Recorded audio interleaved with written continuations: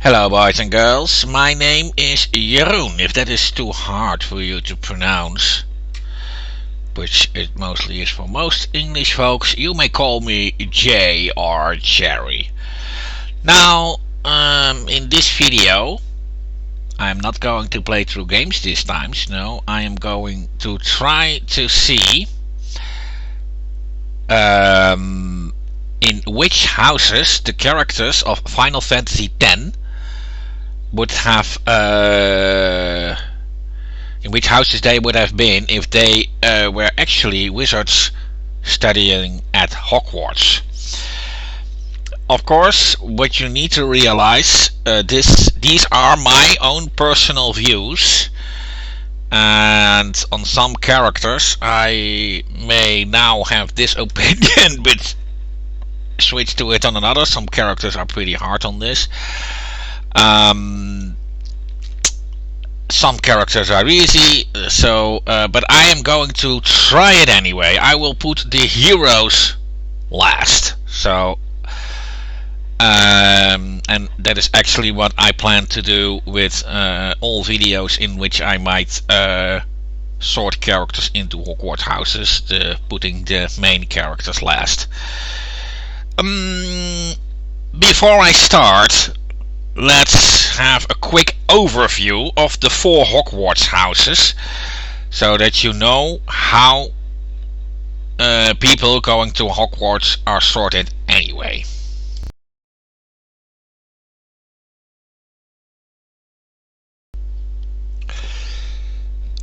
Of course, the first house that will, as a result, be discussed is the house of Godric Gryffindor. Gryffindor seeks most of all courage and chivalry in his students.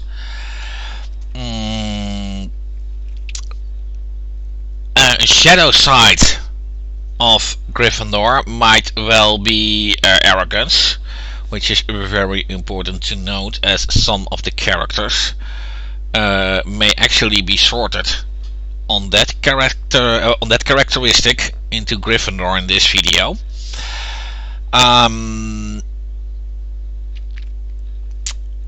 Let's say famous Gryffindors in the Harry Potter story itself are of course Harry Potter, Ron Weasley, Hermione Granger, Neville Longbottom, Ginny Weasley, Fred and George, Professor McGonagall, and of course Professor Dumbledore. And of course, let's see which Final Fantasy X characters are in Gryffindor. Well, we'll see soon enough, shall we? Or at least what I think.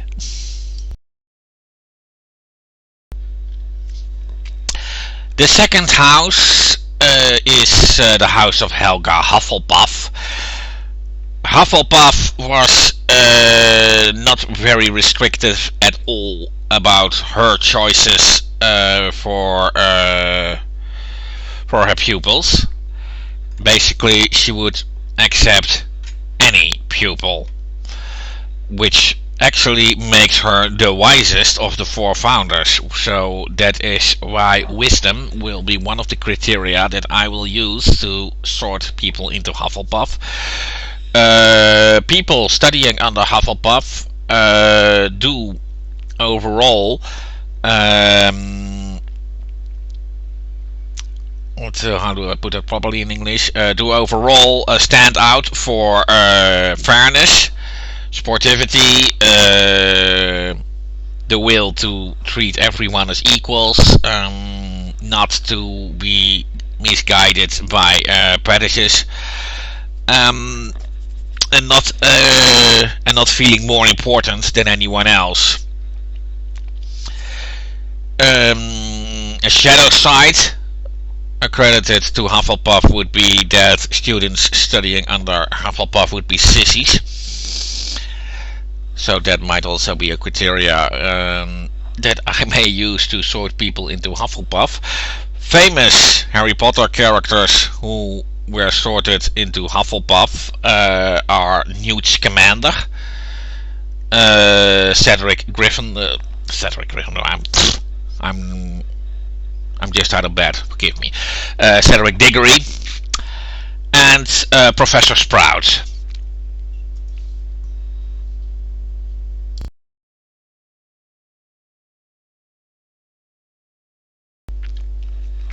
The third house is, of course, the house of Rowena Ravenclaw. Ravenclaw picked her students most of all because of their intelligence. Wit beyond measure is a man's greatest treasure. So Ravenclaw had a very low tolerance on people of low intelligence. That makes, of course, as a shadow side of Ravenclaw that their students could be pretty nerdy in being a bit of know-it-alls. Famous students of the Ravenclaw house in the Harry Potter universe are Luna Lovegood, Phileas Flitwick, to name a few, and I can't think of something. Cho Chang is also in Ravenclaw.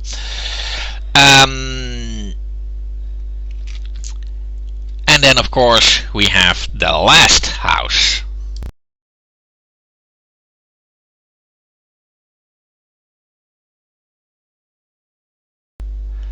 And that would be the house of Salazar Slytherin. Slytherin is, of course, known for his focus on pure blood. Now, of course, the characters that I'm going to sort are not necessarily wizards, but precious on things might be one of the things that I will sort a few characters on. So there might be a few characters ending up in Slytherin that might surprise you. I warn you for that. Ambition, resourcefulness, and cunning, even being a bit manipulative, maybe manipulative, yeah. I hate some words. Anyway, those are the kind of characteristics that Slytherin prizes most. Of course, the shadow side of Slytherin might be the most well known. We, of course, remember Ron Weasley saying there isn't a wizard who has gone bad who wasn't in Slytherin, which is not entirely true. I mean, if we take a look in at the Harry Potter franchise alone, Peter Pettigrew, who was in Gryffindor, did end up on the very bad side, or so to say. Albus Dumbledore, he also played a very dirty game. Of course, he did it for the right ends, but he was always balancing on the edge, and if it weren't for his death, for the death of his younger sister Ariana, he might actually have become a dark wizard. So it's not entirely true that there were no evil wizards who were not in Slytherin. And of course, there were also bad wizards who never went to Hogwarts at all, like Delphini, Gellert Grindelwald, and so on and so on. Famous Slytherins are Severus Snape, Draco Malfoy, Vincent Crabbe, Gregory Goyle, and if I have to take the cursed child with me, then of course Albus Potter.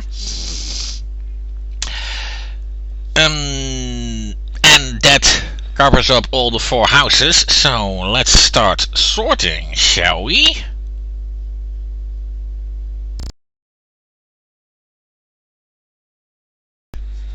And the first character I will sort, I decided to start with the four Meesters of Yevon. And then we start with Grand Meester Yo Micah. Micah, there was only one house that I could go for, and that would be Slytherin. And I think the reasons behind that is pretty obvious. Although he does show himself as the wise old man on the outside, he's anything but that on the inside. He is very manipulative.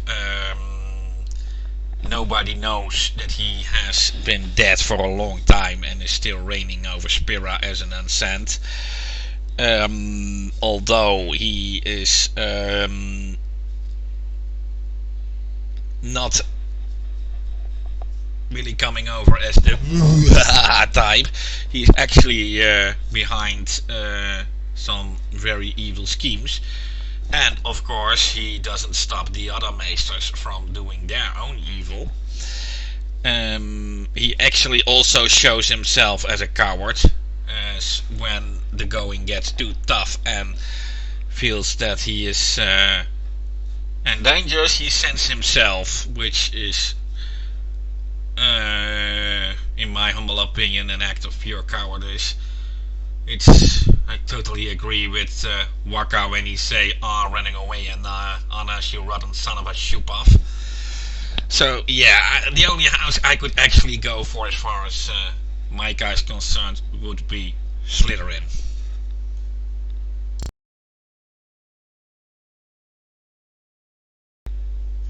When Keenock.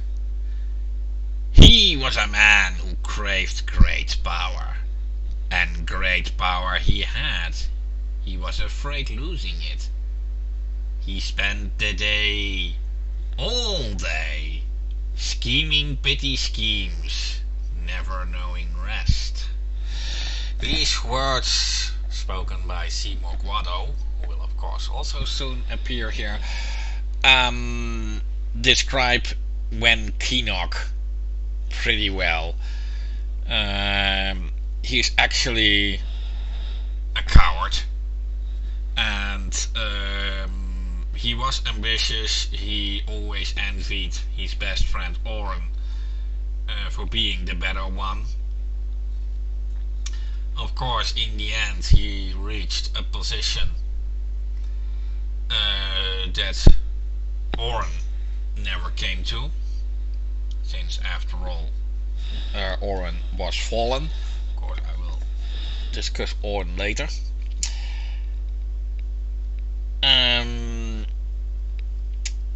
But it's not exactly clear to me how he became a maester. Of course, something that Oren also wonders about how that was possible.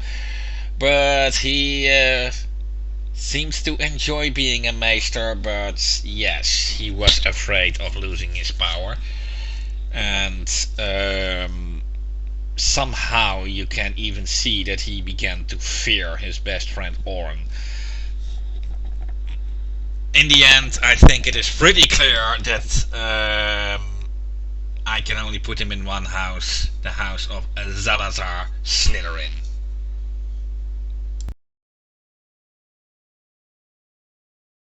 Maester Kelk Ronso is what for me a headstall. Now, those who are not really familiar with the full jargon of the Harry Potter world, a headstall means that the sorting hat needed longer than 5 minutes to come to a decision in which house to put someone.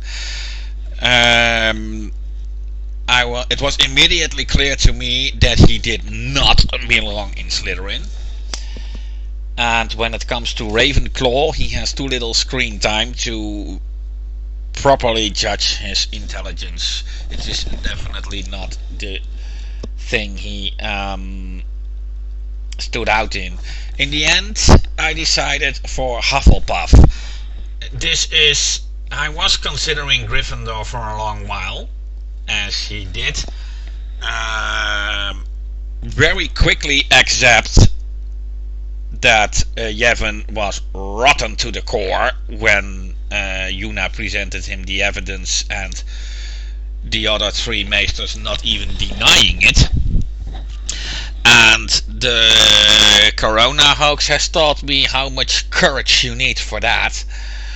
However, he lacked the courage to actually do something about it and to stand up against Yevon. As a matter of fact, when Yuna arrived at Mount Gagazet later, he even still defended Mount Gagazet in the name of Yevon. Although he did give in when he was convinced of Yuna's courage. But in the end, I decided for Hufflepuff, as he did at least show the wisdom to accept Yevon for the rotten thing it was, and to acknowledge that although Yuna may have been a traitor, that her determination to die, not for Yevon but for the people of Spira, it does at least show wisdom, and that is why I decided for Hufflepuff in the end.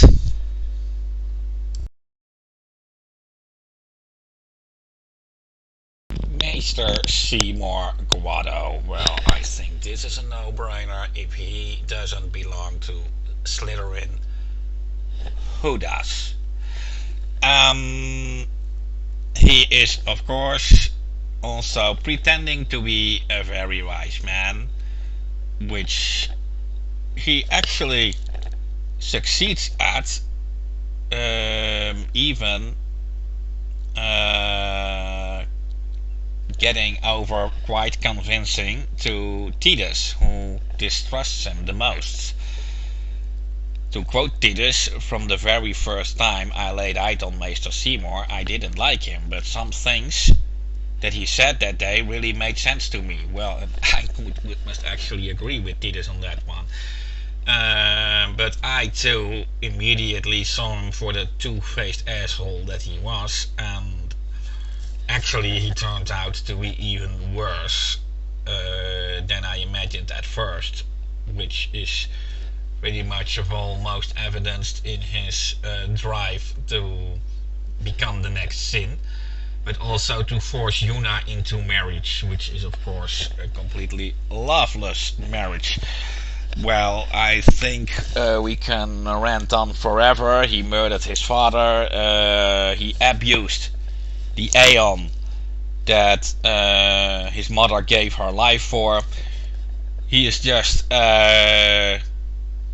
rotten to the core, both in alive as in unsent form, and he even seems to take pride in that.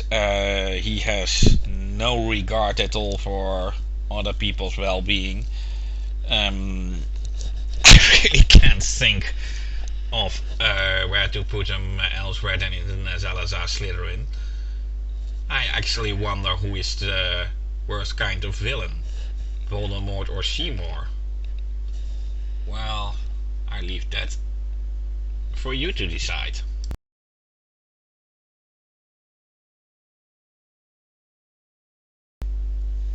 Of course, there is no Final Fantasy without Sid, and without Sid being responsible for providing transport through the air.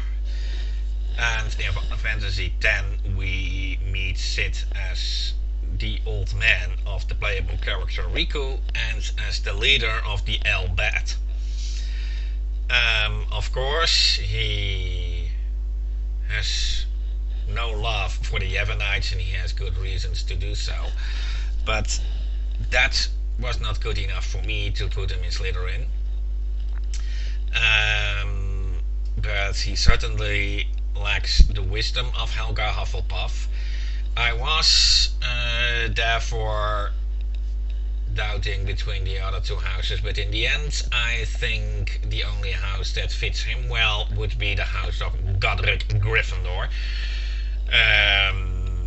He might sometimes be a little arrogant and be a little full of himself, also not really allowing to be spoken against, especially in his drive to protect his niece Yuna. But in the end, he does show himself a capable leader, and who is willing to make great sacrifices for the greater good. And he is not just sacrificing other people for the greater good, like Albus Dumbledore does, but also sacrifices of things that are pretty well deep in his heart. Some event in X2 did still make me wonder if Slytherin would not be the right house for him, like trying to turn the Xanarkand ruins into a tourist attraction. But overall, he comes to his senses pretty quickly. So he was one of the harder characters to sort, but I think I'll stick for Gryffindor in his case. But perhaps you have a better choice. And if you have, let me know why.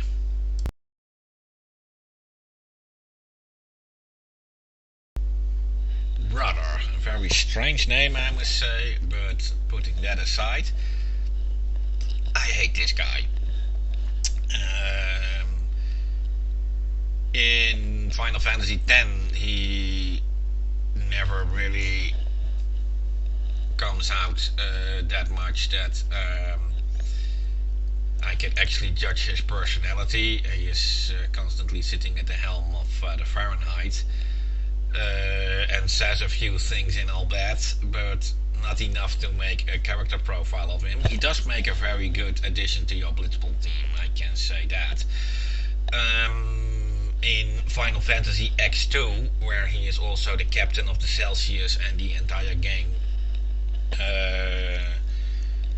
centering in the Celsius, he has a much bigger role, and there he shows himself to be a first-class asshole. Of course, it's clear that he has romantic feelings for Yuna, even though she's his cousin. But that is not something I will take in my judgment. But he is pretty oppressive. He really tries to drives through his will, even when everyone else is against it. Now he lacks the strength and courage to go into deeper discussion when everyone opposes him. Actually, I think I can only go for one house in the end, and that would be, I'm sorry, the house of Salazar Slytherin.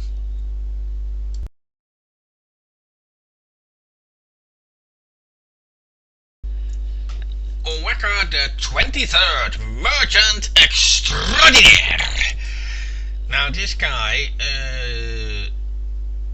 makes his first impression to me as a first-rate idiot and someone who is really determined to sell, and to go over dead bodies to sell. However, there is more to this character than meets the eye. And when you read well between the lines, you may see that Oweka is constantly there where he shouldn't be to sell his stuff, and he is actually trying to help Yuna along the way. And I may not really put his brother once deep in the picture, but let's say that once will end up in the same house as Oweka, so that makes it easy. And in the end, Oweka allows himself to be arrested for helping Yuna, and he actually took pride in going to jail on Yuna's behalf. And you really must play the game really well through and seek out all its secrets to find out why he is doing that. And then it appears that he and his brother once were the guardians of their sister when she tried to take on the pilgrimage to Xanarkand. However, as neither of them were too experienced in fighting, they couldn't protect their sister, so she died. And that made Owaka actually vow on it to help another young summoner. In the case of Owaka, that turned out to be Yuna. To make her reach Xanarkand alive. And even if it meant sacrificing himself, which of course shows that he has deep down a lot of courage. So what other house could I give to him than the house of Godric Gryffindor? Gryffindor may be proud when he finds out the true background of Owaka the 23rd, merchant extraordinaire.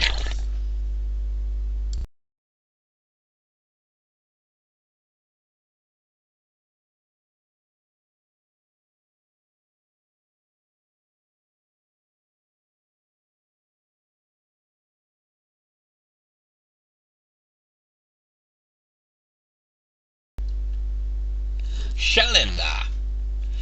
Well, I'm going to be very, very, very frank about her. She is a first-class idiot. A moron of the worst degree. She actually lacks the courage completely to stand up properly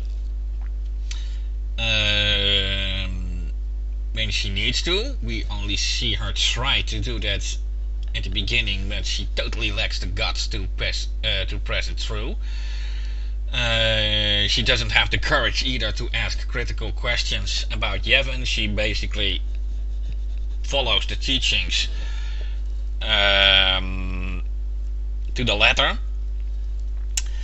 and of course that is why she never made it further than a lowly acolyte, as she calls it herself. She is later promoted to captain of the guard, but that was clearly because they needed an idiot for the job at the time.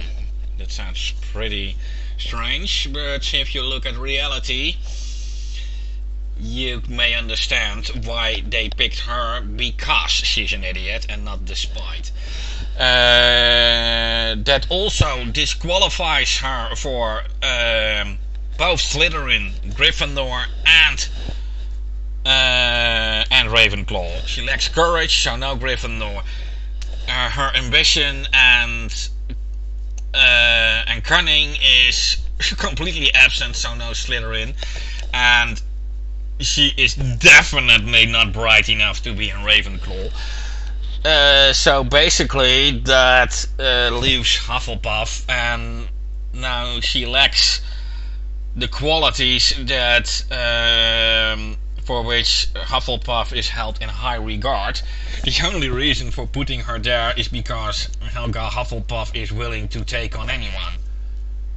So, well, sorry Shalinda, but I cannot speak speak in any positive manner about you at all.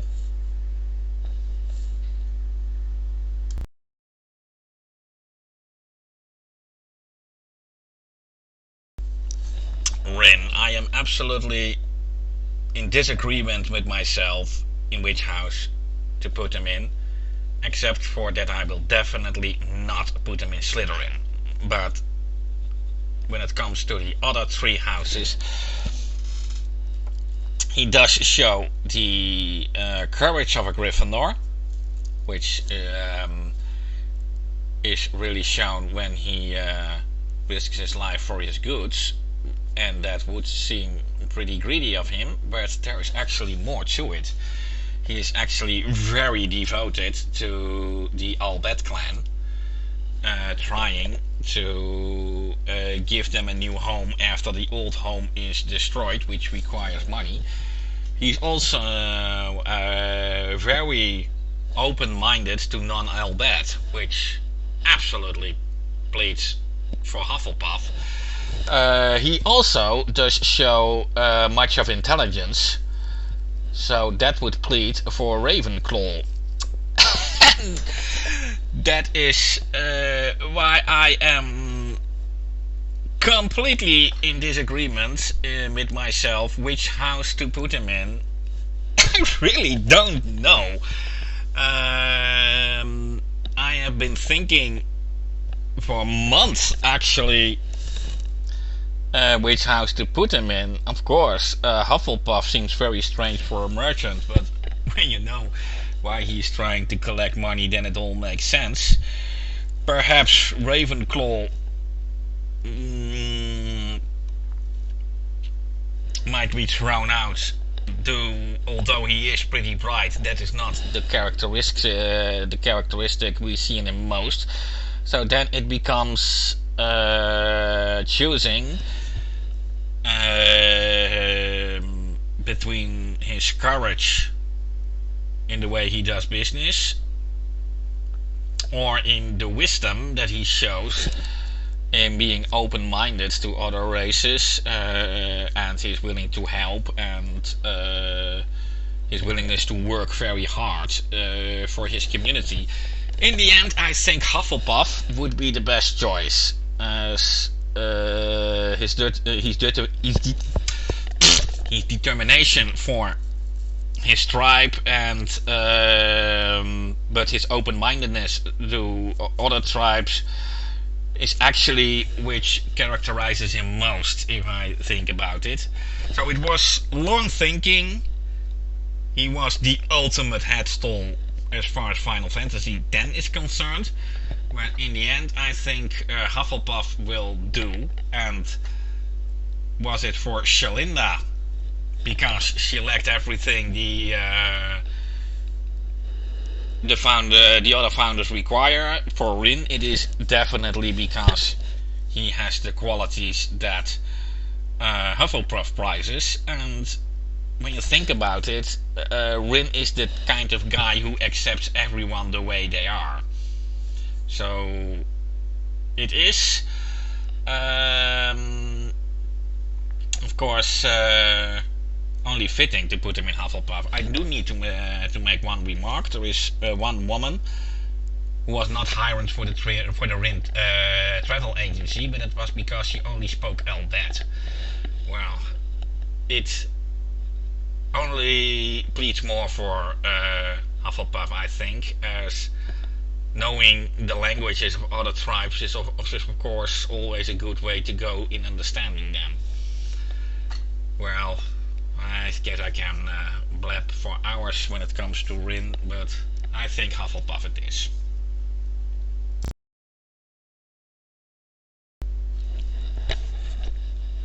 Machen.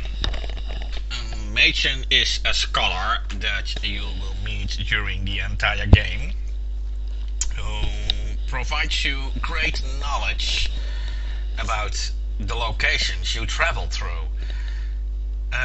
Although knowledge does not equal intelligence, as knowing a lot and understanding a lot are two different things. Yet I still decided to put him into Ravenclaw, as he seems to understand the stuff he preaches. And of course he knows a lot due to a little secret about him that might be revealed in Final Fantasy X2. But yeah, I am definitely not sure in which other house to put him in. He is definitely not a Slytherin. I never see him show that kind of courage that would make him a Gryffindor. And Hufflepuff, yeah, although he does seem wise, well, I'm a bit conflicted. I in the end decided to go for Rowena Ravenclaw.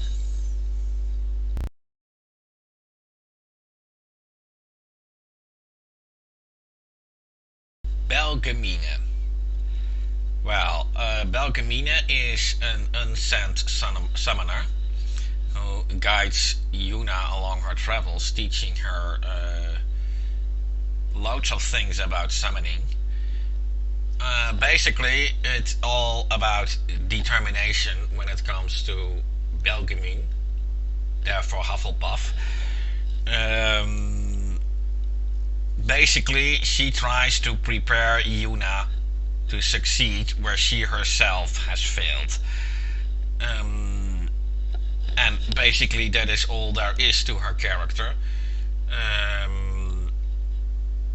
I do not see anything that really makes her courage stand out for Gryffindor, nor the intelligence that would plead for Ravenclaw, and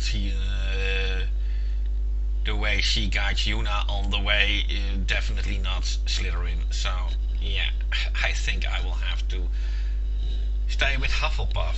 Many Hufflepuffs along the way, but I guess that's the way it is.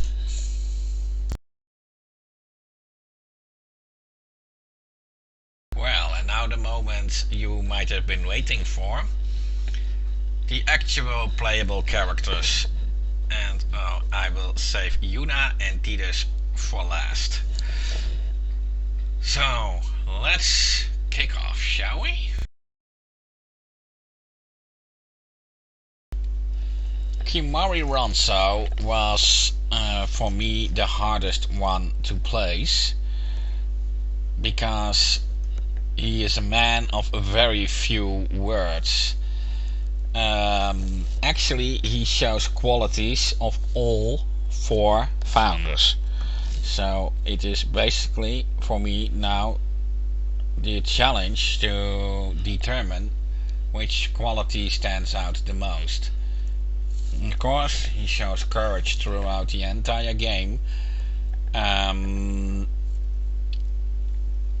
So that part of him is not to be discussed.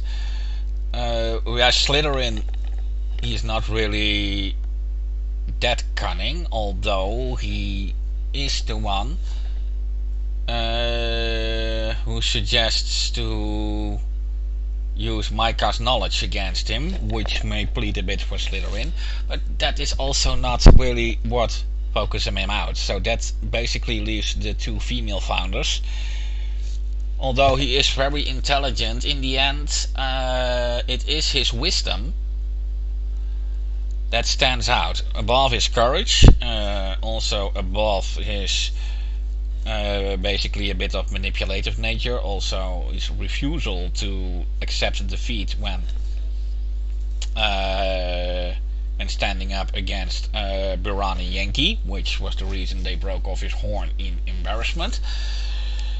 But if we look at Kimari along the entire way, it is most of all wisdom. He is devoted to protect Yuna, as was something he vowed to do, and he saw that out.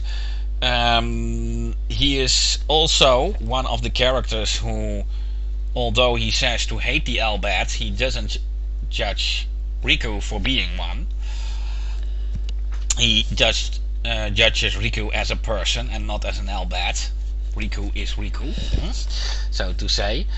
Although he is very distrusting of Tidus at first, as he gets to know him better, he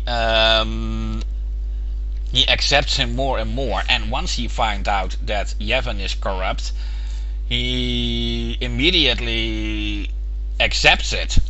And he does not go around in apologizing or anything. It's just he immediately switches over, and it is clear that he Has a very good sense of right and wrong. So I think in the end it should be Hufflepuff.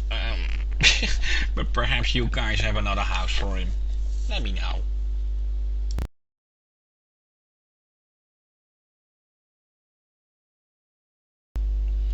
Well, Lulu was also a character I was not fully in agreement about with myself, but in the end I decided for Ravenclaw, which might be a quite remarkable choice. Let's get into the deep of her character. She is a kind of a no-nonsense kind of woman who does not take shit from anybody. And she will immediately speak out when people say stupid things in her point of view, which might also be why she scolds Waka a lot. Although, of course, there's more to that than just that. In the end, she provides Tidus with a lot of knowledge. She also understands what she's talking about. But she somehow lacks the courage to fully face what she's up against, and although she always tries to be strong, there are many moments that she really proves not to be as strong as she wishes she would be. But I was conflicted. I also considered Gryffindor in her case. But yeah, I really don't know. She was a head stall for me, I will say that. In the end I stuck with Ravenclaw, but I might go for Gryffindor tomorrow and then go back to Ravenclaw. I definitely did not want to put her in Hufflepuff, and especially not Slytherin. But that's basically it.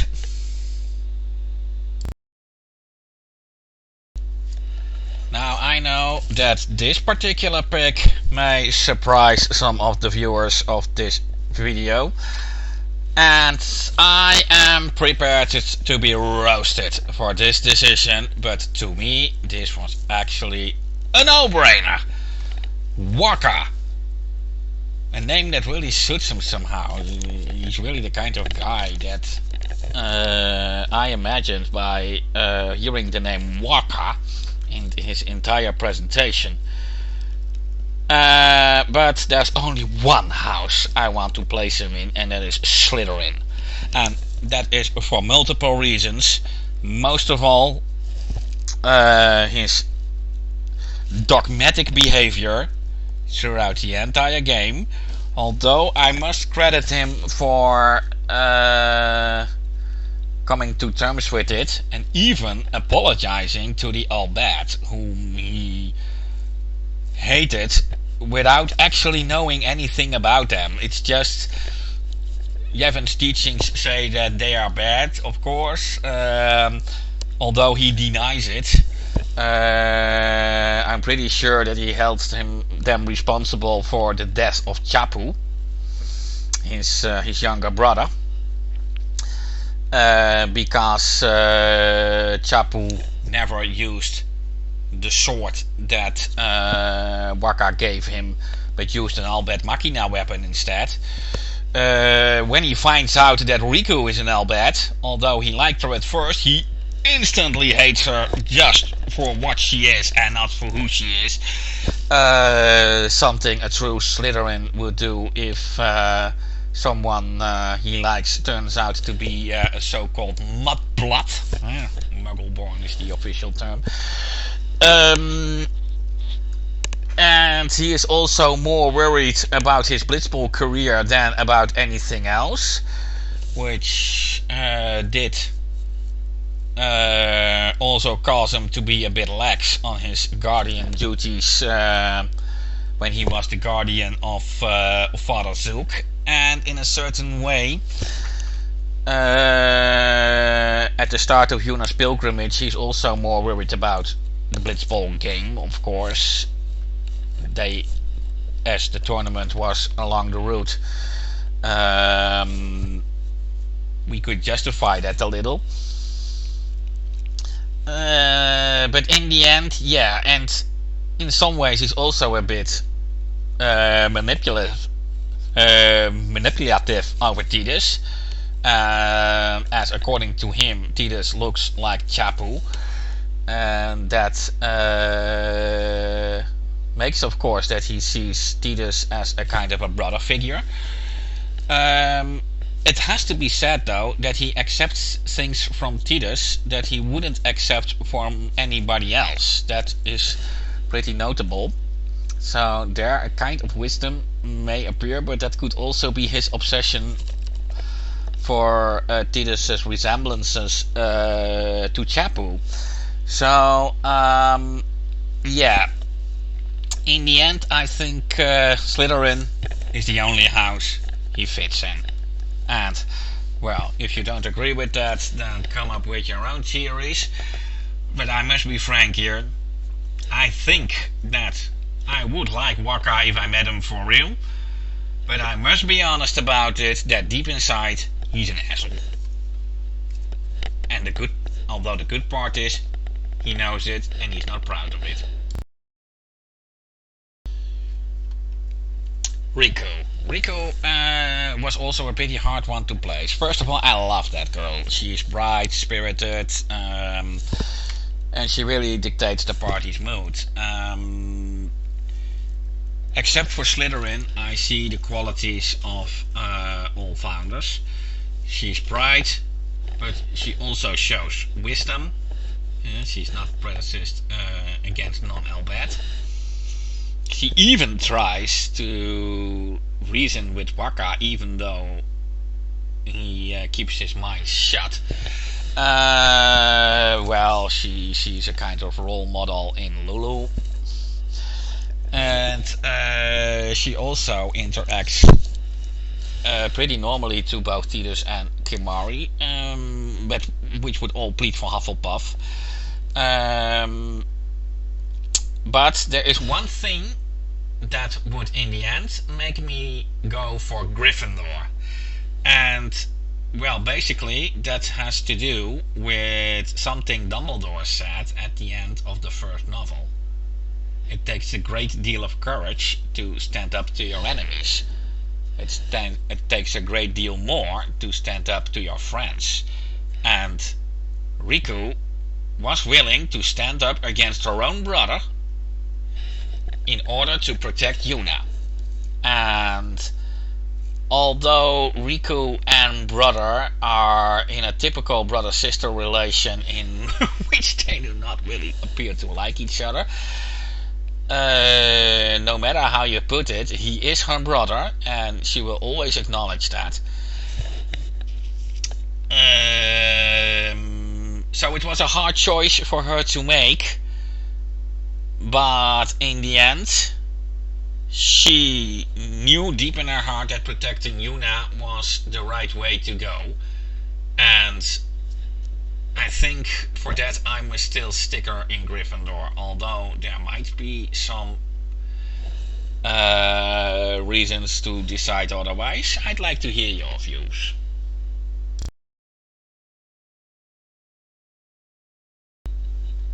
Oren is my favorite character. Of course, there are many reasons for that. He looks cool, but also the entire role he plays in the story was just magnificent. And yet, I cannot put him in any other house than that of Salazar Slytherin. He is manipulating everybody throughout the entire course of the game. And of course, the ends may justify the means, as he knows that telling the truth about Yevon will only work counterproductive, as nobody would believe him, and eventually even turn against him. But he knows how to play it in, well, a kind of dishonest way. he really keeps his cards to himself and only revealing the cards that may force people to think into the right direction. So yeah, it is basically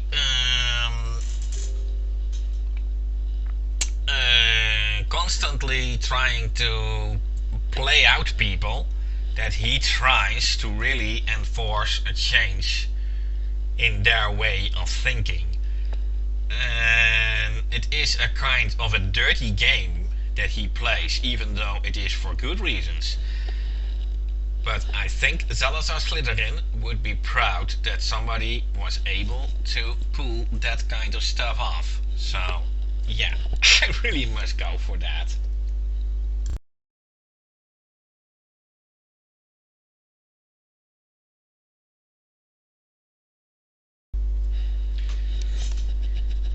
Yuna. Well, Yuna is a character that is more than meets the eye. The first time I played the game, I really thought she was an idiot. I must be honest about that. She was really naive, or as Oren describes her, she's naive, serious to a fault, and doesn't ask for help. But if you manage to go a bit past that naive presentation that she has, and sometimes doing things that were not exactly clever, you will eventually find out that there is still a very bright girl inside of her, which especially comes out when Tidus asks her some very important questions. And of course she doesn't know the answer because she never questioned anything, but she immediately admits that, which is something very important to keep in mind in my final judgment. But she does at least show a lot of intelligence there. She is also not vengeful to the Albert, which does show a bit of wisdom. And of course she is willing to sacrifice her life, but for a long time it's actually uncertain if that is actually bravery or just the kind of stupidity as everyone wants me to sacrifice my life, which is a bit of the stigma hanging around summoners. But when when really forced to accept the truth, she does it rather quickly. She dares to immediately stand up against Yevon, even though that would turn her into a traitor, and although troubled with that, she does accept her status as a traitor, but doesn't back off from her initial mission, as she is not fighting for Yevon itself, but for the people of Spira. And even though she gets hated, she still presses on, which could of course plead for Hufflepuff, but in the end she is brave enough to stand up for what is right, and to immediately accept that she has been misguided all her life. And of course she is mentally damaged by discovering that. Of course, having to accept the truth for something that you never even deemed possible can be pretty hard to do, but she immediately accepts it, and that requires a great deal of courage. And she's strong, driven, but in the end, yeah, I must put her into Gryffindor. I really don't know where else to put her. Definitely not Slytherin. And although she does show the intelligence of Ravenclaw sometimes, in a certain regard, she does remind me of Luna Lovegood at times, who is of course also a Ravenclaw. Although Luna also shows herself a true Gryffindor at times. That's nice to know. To note. But in the end, her courage is what stands out. She doesn't back off from the path she has chosen, but immediately accepts anything she does wrong. And that is a really big strength of her. I cannot put her anywhere else but into Gryffindor. And last but not least is of course the main hero of the story, Titus. Well, before I am going to judge his character, there has been a lot of debate whether you pronounce it as Titus or as Titus, which is of course the great stupid thing about the English language that really baffles me all the time. It's that the official voice actor for the English language pronounced his name as Titus in interviews, that I decided to stick with that pronunciation. Well, Titus is the most hated main character in RPG history, and I think he is the most brilliant main character in RPG history, and then I really do not mean that he is a brilliant person of his own, but that it was a brilliant stroke by the game developers.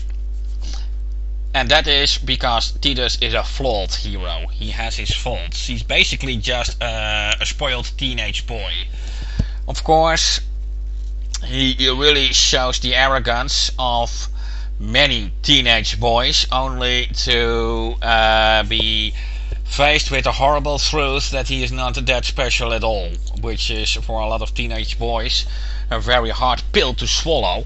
And yeah, I really see that many teenage boys were just looking into the mirror when they saw Titus, and I think they hated them for that, and that's their fault. It might be because I was already somewhere in my 30s or so, I think, when I played the game for the first time, that I could judge Titus more maturely from that point. Well, I already named Titus arrogance. We keep that in mind, because I am going to discuss that item later. Now, I can really relate to Titus because what Titus and I have in common is a very bad relationship with our fathers. Now, I'm not really going into the deep of my own relationship with my own old man, as that is, for this particular video, absolutely not relevant. When I purely stick it to Titus, he hates his father. There are many reasons for that. But in the end, Titus will have to accept that, except for his mother ignoring him when his father was around, which is the basis of his hatred towards his father. But I must be honest, his father is an arrogant jerk. And Titus actually copied more from his father than he likes to. And he is not happy to be confronted with that.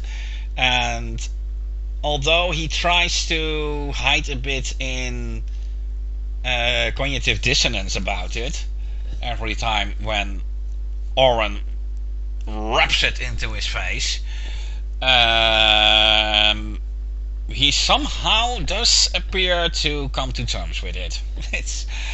Although he keeps denying it. However, although arrogant, he does, on the moment when he really is faced with a horrible truth, and that is that he actually doesn't exist, but that he is nothing more but a dream of the fate. In some kind of way, you can say that he is an Aeon, who is summoned by Yu Yevon. He somehow does appear to accept it, and of course, when he realizes that defeating Yevon is the only way to rid Spira of sin forever, he realizes also that that will mean that he will disappear, as his existence was a lie from the start, and the lie would stop as the fate would then stop dreaming, as they would then be free from basically the curse of Yevon, so to call it. And he immediately does so. Of course, he is in love with Yuna and he doesn't want her to die. So it is uncertain to say if he died for the people of Spira or for Yuna. But yet it took a great deal of courage to sacrifice himself, as he knows that his existence is the source of all evil in Final Fantasy X, and that just takes a great courage. So I guess you can already guess which house I'm going to put Tidus in. That's of course the house of Godric Gryffindor. And at the start of this video I also already mentioned that arrogance is seen as the shadow side of Gryffindor house. That makes Tidus fit the picture even more, as he is arrogant. I must be honest about that. And well, that is of course all of them for now. I might have skipped some people that really should have been in here. If you really want me to discuss them, let me know in the comments below. I might do this about more franchises, both games, television series, but maybe also movies, comic strips. Of course, I will have to know the franchises, and I can say that I know a lot of them. So that makes that if you have any requests, that I may have to decline them because I don't know the franchise too well. Yeah, I will be honest there. Anyway, I hope you enjoyed this video, and I hope you enjoy more videos in which I do that. I apologize for the lot of noise in the audio. I am not blessed with expensive equipment here, so I really must improvise. And I'm also not using a keyboard, so my apologies for the many errors. It's not just the many work that setting up a keyboard requires, but I also want I don't want to put on my act. And if that is a wise thing to do or not, well, yeah, I leave that up to you. You could also, of course, see me going on the fly in my commented video playthroughs, but there I think a keyboard wouldn't really help, as I have to respond there on how I play. That is not the case here, of course. But anyway, I'm really going into a lot of silly stories that are not interesting anymore. I hope you enjoyed this video.